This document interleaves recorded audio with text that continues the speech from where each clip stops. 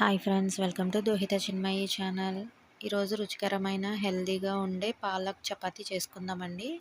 ముందుగా చపాతీ పిండి తీసుకొని దానిలో మంచిగా సన్నగా తరిగి పెట్టుకున్న పాలకూరను వేసుకోవాలండి.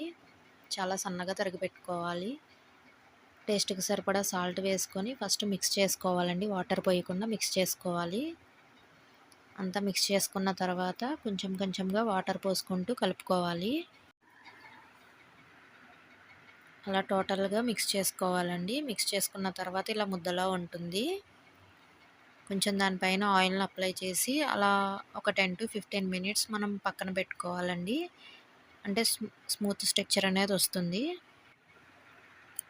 వెంటనే చేసుకుంటే సరిగ్గా రావండి. పిండి నానితేనే చపాతీలు అన్నవి చాలా స్మూత్గా వస్తాయి. చూసారా, 15 మినిట్స్ తర్వాత పిండి ఎంత మెత్తగా అయిపోయిందో. అలా మళ్ళీ పిండిని ఒకసారి మిక్స్ చేసుకోవాలండి. తర్వాత రౌండ్ బాల్స్ చేసుకోవాలి. అలా చేసుకున్న తర్వాత ఇంకా ఒక ప్లేట్ తీసుకొని చపాతీలు రెడీ చేసుకుందామండి. ముందుగా కొంచెం చపాతీ పిండిని వేసుకొని అలా చేసుకోవాలి. రౌండ్ చపాతీలు చేసుకోవాలి.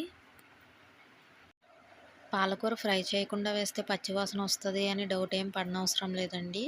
అసలు పచ్చివాసన అనేదే రాదు. చాలా మంచిగా వస్తాయి. హెల్దీ కూడా.